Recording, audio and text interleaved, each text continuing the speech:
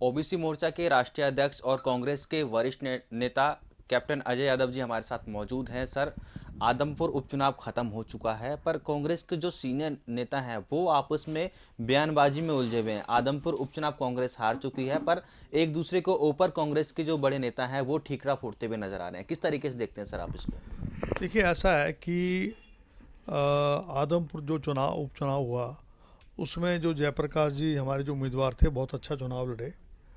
देखिए, चर्चा करना या नहीं करना, ये बात की बात है।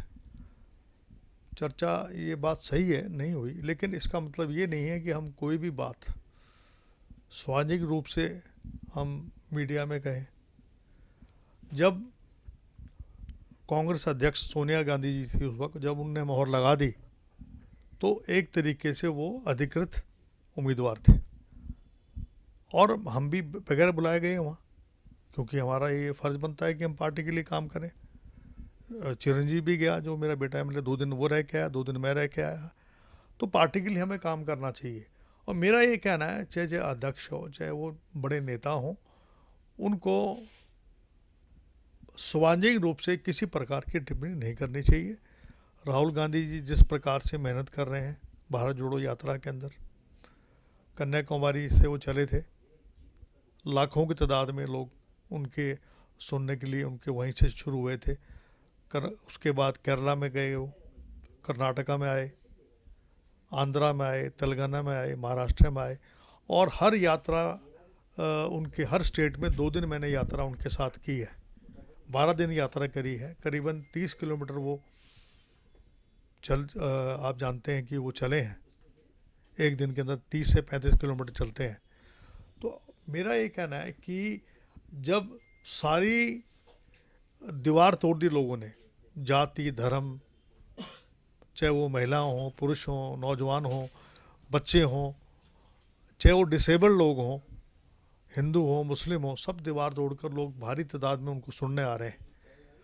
वो लोगों की मन की बात सुन रहे हैं, लोगों से चर्चा कर रहे हैं, देश की संस्कृति के बारे में उनको पता लग रहा है।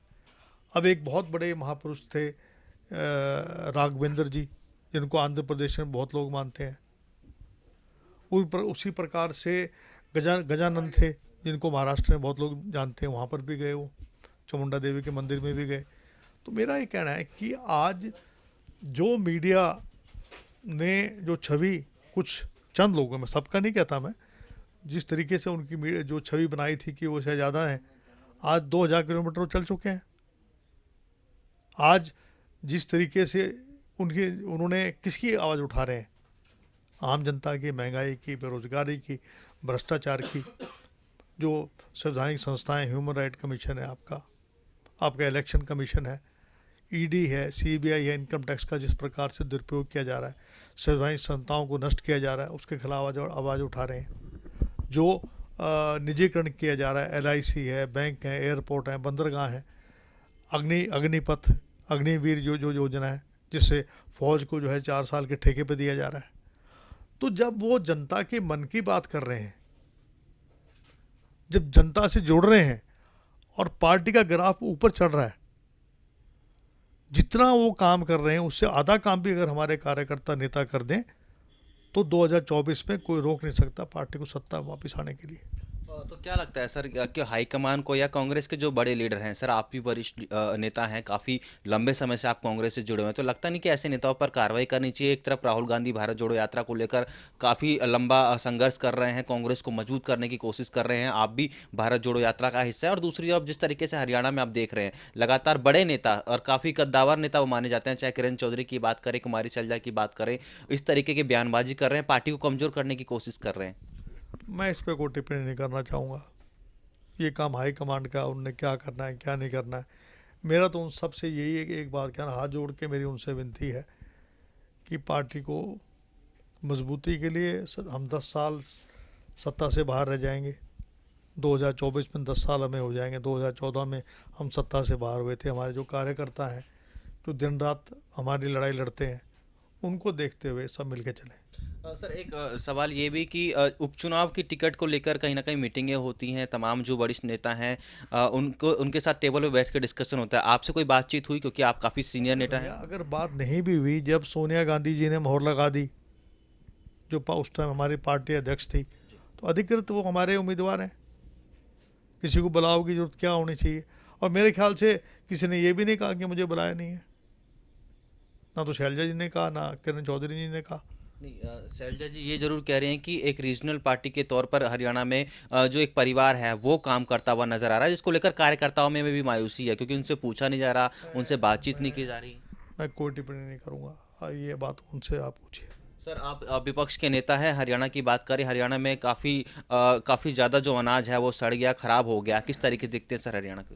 देखिए, जो अनाज है वो हमारा किसान अन्नदाता कितनी मेहनत से उसको सींचता है, देश का पेट भरता है। सरकार उस अनाज को खरीदती है। उसको जो हमारा पब्लिक डिस्ट्रीब्यूशन उसको मजबूत करें, लोगों को अनाज दें। गरीब आदमी लोग गरीब भूख से मर रहे हैं, उनका ध्यान दें।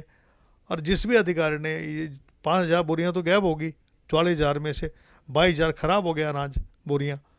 तो मेरा ये कहना है कि सरकार को इस पर सख्त कार्रवाई करनी चाहिए, इसकी जांच करनी चाहिए, और जो भी अधिकारी दोषी हैं उनके खिलाफ कार्रवाई करें।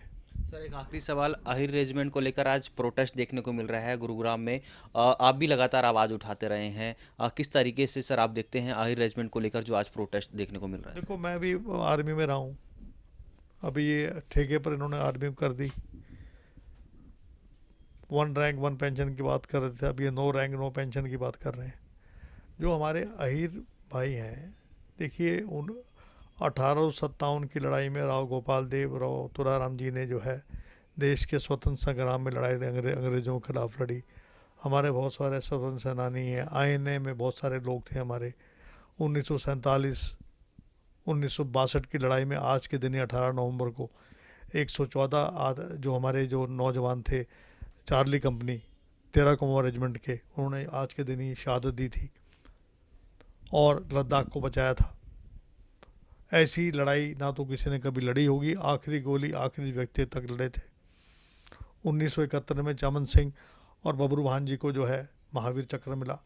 परमवीर चक्र योगेंद्र यादव को मिला, जो आज भी जो है अहिर रेजिमेंट की लड़ाई लड़ रहे हैं, टाइगर हिल को जब उन्होंने कब्जा किया। तो किसी भी कौम को या किसी भी जाति को सड़कों पर आने की जरूरत नहीं पड़नी चाहिए। सरकारों को इनकी जायज़ बात को मान लेना चाहिए और अरेंजमेंट को बनाएं। मेरा तो यही कहना है। बहुत बहुत धन्यवाद सर खबर अभी तक से बातचीत करने के लिए। तो ये थे ओबीसी मोर्चा के अध्यक्ष कैप्टन अजय यादव, जिन्होंने खबरें अभी तक से खास बातचीत की और उन नेताओं को भी कहीं ना कहीं पार्टी के साथ यदि कांग्रेस को मजबूत करने की बात ये कहते हुए नजर आ रहे हैं कि सभी नेता को हरियाणा में एक साथ मिलकर पार्टी को मजबूत करना चाहिए। राजा पटेल, दिल्ली, खबरें अभी तक।